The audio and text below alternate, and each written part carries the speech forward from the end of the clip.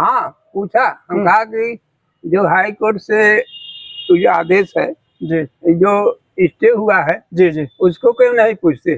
जी जी कहे वो सब ऐसे ही हो गया। ऐसा हम हो कहा गया। ऐसे कैसे हो जाए स्टे, जी हाई कोर्ट पे स्टे ऐसे हो जाता है। जी जी जी जी तो वो कहें कि न्याय जो है ये सब ऐसे ही है, अच्छा, नकली है।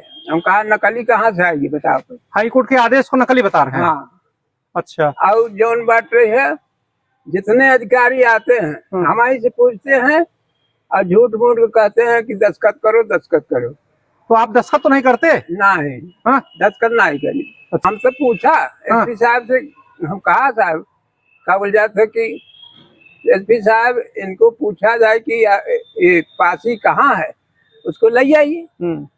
चमार की जमीन नहीं है तो पासी के लिए आइए। नहीं तो नमस्कार, आज मैं एक ऐसे मुद्दे पर आया हूं जो आश्चर्य आपको लगेगा सुन करके, पीड़ितों की बात को सुन करके, मेरी बात सुन करके एक आश्चर्य जैसा लगेगा। ये आश्चर्य ग्राम सभा इटहरा, तहसील ज्ञानपुर, जनपद भदोही, उत्तर प्रदेश का है, जहां चकबंदी प्रक्रिया 80 के दशक में आती है। उसी ग्राम सभा का एक छोटा सा काश्तकार, मामूली सी काश्तकार लेखपाल के पद पर तैनात होता है और अपना कार्यक्षेत्र अपने गांव ग्राम सभा इटहरा को करा लेता है। फिर ये अपना काला कुचक्र शुरू करता है, काला कारनामा प्रारंभ करता है। काला कारनामा इस तरह से किया कि पूरा गांव, क्षेत्र, समाज उससे पीड़ित है। उसके कारनामे सुन करके आप दंग रह जाएंगे। और प्रशासन किस तरह से कभी उसको संत बता दे रही है, जांचकर्ता कभी उसको बेदाग बरी बता रहे हैं कि नहीं ऐसा नहीं, कभी कह रहे हैं कि नहीं फलाने के द्वारा किया गया है, तमाम बातें। फिर मैं आपको 80 के दशक में पहुंचता हूं, जब चकबंदी प्रक्रिया शुरू होती है। इसने अपना कार्यक्षेत्र अपने गांव में करा लेता है। उसके बाद मैं ग्राम सभा वहाँ के पीड़ितों के बारे में आपको बताता हूँ। वहाँ एक मनबोध जात के चमार थे, उनकी जमीन एसीओ सीओ यशोसी के यहाँ आर्डर हुआ। यशोसी के यहाँ उनके मनबोध के पक्ष में आर्डर हुआ। आर्डर होने के बाद वो भूमाफिया कमला शंकर मिश्रा ने अपने भाई, अपने विद्यालय, उसी बीच में अपने एक विद्यालय खोला ग्राम सभा की जमीन पर। मामूली से 10 बिस्सा का काश्तकार, इस समय वो 50 बीघा का साम्राज्य बनाया है। सड़क पर उसके पास एक धूर नहीं थी, लेकिन इस समय सड़क का वो साम्राज्य सबसे बड़ा राजा बनकर बैठा हुआ है। उसने विद्यालय, जो विद्यालय बनाया है उसके संबंध में बताता हूं कि उसने डीडीसी के, मनबोध के एसओसी के आदेश के विरुद्ध डीडीसी के यहाँ एक अपील करता है। डीडीसी ने क्या देखा, कैसे दिया, वहां बताया कि मनबोध जाति के चमार नहीं है, पासी, यह कहकर के आदेश ले लेता है। और उसमें एक और चीज प्रवेश कराता है कि ये सरकारी नौकरी करते हैं। अब बताइए, सरकारी नौकरी करते हैं तो ये भी सरकारी नौकरी करते हैं, इसके पिताजी भी सरकारी नौकरी करते हैं, इसके भाई भी, तो इसको कैसे मिल जाती है। लेकिन यही खेल, इसका कारनामा शुरू हुआ। ये डीडीसी के यहाँ आदेश कराते हैं। फिर मनबोध हाई कोर्ट जाते हैं। हाई कोर्ट ने उस आदेश, डीडीसी के आदेश को स्टे कर देता है। लेकिन हाई कोर्ट के आदेश के बावजूद इसने उस जमीन पर कब्जा कर लिया। इसी तरह से ग्राम समाज की 20 बीघा जमीन, अन्य तमाम मदों के लिए छोड़ी गई जमीन को कब्जा कर लिया, जिस पर ग्राम सभा ने भी उप जिलाधिकारी के यहाँ मुकदमा दाखिल करते हैं। उप जिलाधिकारी महोदय ने, तत्कालीन उप जिलाधिकारी महोदय यानी एसडीएम ने उस पर स्थगन आदेश देते हैं। जिलाधिकारी ने स्थगन आदेश के कड़ाई से पालन करने के आदेश देते हैं। सारी बात होने के बाद वो उस जमीन पर अपना कब्जा दाखिल किया है। और पीड़ित लोग इसी तरह से जो अपना घर बनाया है, अभी तक कोई नहीं जांच कर पाया कि कहां से पाया, कौन सी जमीन है, कौन सी जमीन से उस पर आया। ये तेज बहादुर सिंह, बुद्धू सिंह, अमर बहादुर सिंह, राम बहादुर सिंह की जमीन, बगीचा था, उस पर अपना घर और दलान बना लिया है। जो 2-2.5 बीघे का था, लेकिन प्रशासन अभी तक ये नहीं पूछ पा रहे कि इसके पास जमीन आई कहाँ से, इसका बैनामा, रजिस्ट्री, दान पत्र, वसीयतनामा कहाँ से पाई, लेकिन अभी तक नहीं जांच कर पा रहे। ये पीड़ित लोग एप्लीकेशन दे रहे हैं, तो इसको बताया जा रहा है कि नहीं अभी ऐसा नहीं वैसे। अभी कुछ दिन में ये रिपोर्ट आई कि एसीओ ने गोल मोल करके रिपोर्ट आई कि एसीओ सहायक चकबंदी अधिकारी ने इसके विद्यालयों के लिए आरक्षित किया है। जब 1975 में ही शासनादेश जारी हो गया कि ग्राम समाज की जमीन किसी व्यक्तिगत संस्था को नहीं दिया जा सकता, हाई कोर्ट ने मिठाई लाल दुबे बनाम जिलाधिकारी भदोही के मुकदमे में आदेश करते हैं कि ग्राम समाज की जमीन किसी व्यक्तिगत संस्था को नहीं दी जा सकती। राजस्व परिषद ने आदेश करता है कि ग्राम समाज की जमीन किसी व्यक्तिगत संस्था को नहीं दी जा सकती। तो किस आधार पर एसीओ ने 13/6/1997 को इसके विद्यालय को ये जमीन आरक्षित कर दिए? तो किस आधार पर सहायक चकबंदी अधिकारी ने ग्राम समाज की जमीन को प्राइवेट संस्था यानी उस भूमाफिया के विद्यालयों को किए हैं? इसके ये तो सब अब कानूनी पहलू हैं, लेकिन बड़े आश्चर्य की बात है कि लगभग दशकों से ग्राम सभा के पीड़ित लोग 2011 से उप जिलाधिकारी के यहाँ मुकदमा दाखिल है, 99-98 से पीड़ित मल्लू का मुकदमा हाईकोर्ट जहां से आदेश होते हैं, इसके बावजूद भी जांचकर्ता मल्लू के लिए ग्राम सभा इटहरा ने खुली बैठक बुला करके एक प्रस्ताव पारित किया है कि ग्राम सभा इटहरा में मनमोद चमार के अलावा अन्य कोई दूसरी जाति का कोई व्यक्ति नहीं है। इसके बावजूद, सब लिखा पढ़ी होने के बावजूद लिखा जा रहा है कि प्रस्ताव पारित हुआ है कि ग्राम सभा में मनमोद के चमार के अलावा कोई नहीं है। फिर भी जांचकर्ता ये लिख कर दे रहे हैं कि उस प्रस्ताव में ये नहीं लिखा गया है। इसी तरह से तमाम बातों को आपके सामने ले आ रहा हूं, जो आपको सुन करके एक आश्चर्य होगा कि किस तरह से ये भूमाफिया अपना मकड़ जाल बना करके गांव और क्षेत्र और समाज को लूट रहा है और परेशान कर रहा है। एक दूसरे को लड़ा भिड़ा करके पूरे गांव में अस्त व्यस्त अपनी जमीन को सुरक्षित करने के लिए दूसरे को लड़ा रहा है। अभी तक जिस दिन इससे वसीयत, बैनामा, रजिस्ट्री, दान पत्र मांग लिया जाएगा, दूध का दूध, पानी का पानी अपने आप हो जाएगा। लेकिन जो भी है, जांचकर्ता जिस ढंग से भी जांच करें, ये तमाम उचित फोरम पर पहुंचेगा, कहीं से ये भूमाफिया बच नहीं पाएगा। लेकिन ये इस तरह से घोर अन्याय हो रहा है कि हाई कोर्ट के आदेश के बाद, एसडीएम के आदेश के बावजूद ये भूमाफिया उस पर इस तरह से काला साम्राज्य बना करके व्यवसाय कर रहा है। किस कानून के तहत कर रहा है?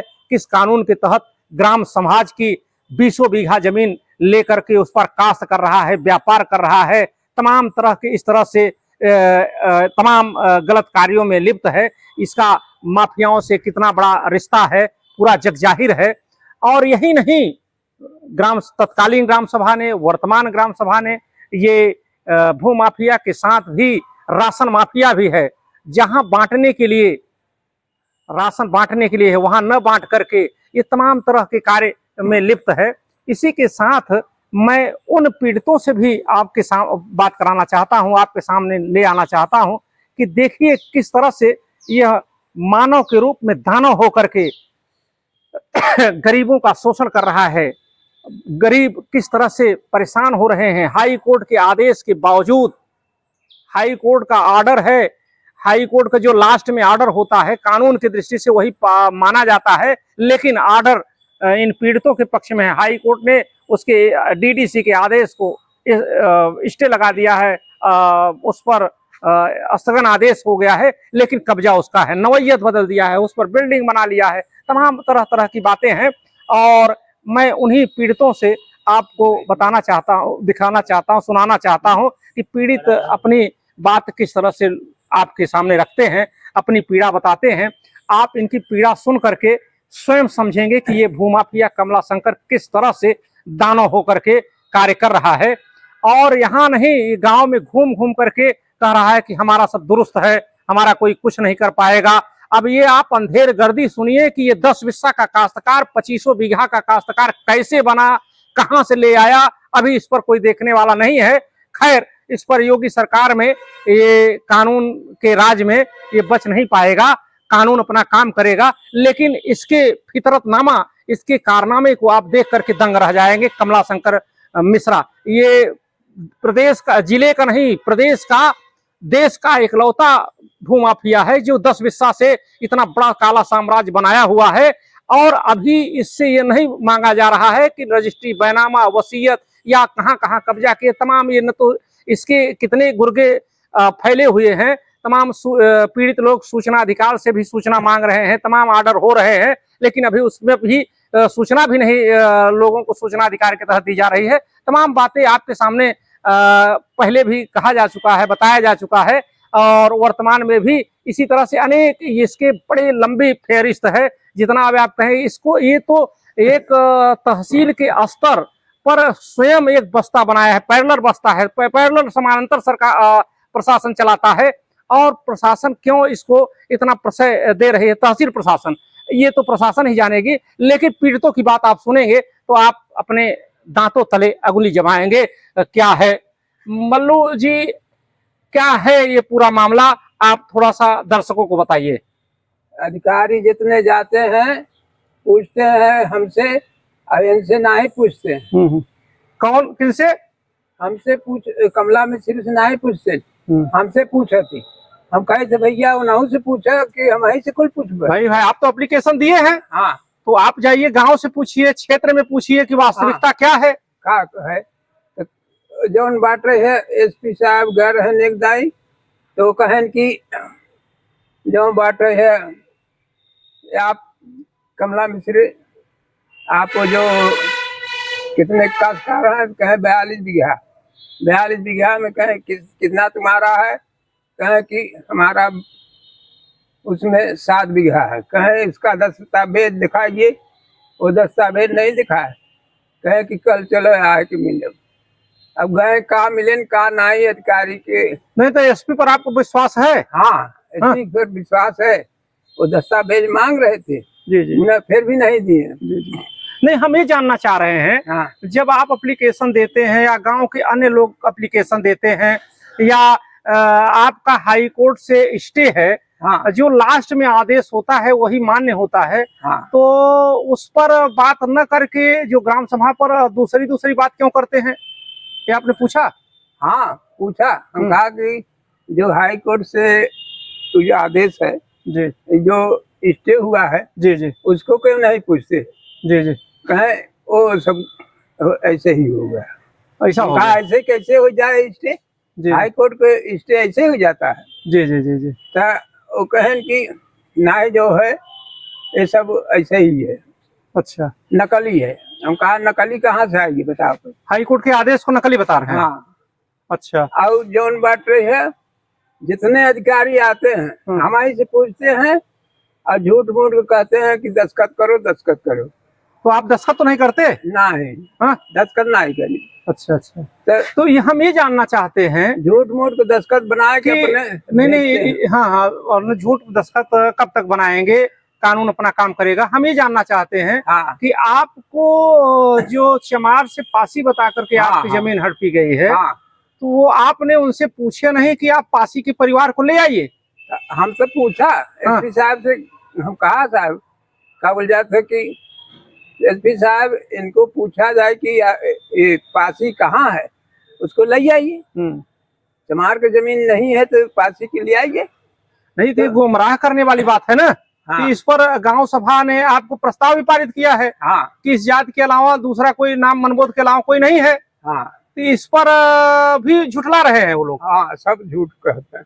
जी जी, सब झूठ कहते हैं, कहते हैं कि ये सब झूठ मूठ को बनाया गया है। तो आप मुख्यमंत्री जी से क्या मांग करना चाहते हैं? मांग करना चाहते हैं कि हमारे सब न्याय करें, और सब अधिकारी के कह दें कि जांच करें, और उनसे मांगे कि कौन कागज तुम्हारे पास है, कौन तुम्हारा जमीन के दिया, कौन अधिकारी लिखा। जी जी जी। हाँ। तुम्हारा क्या नाम है? संदीप कुमार गौतम।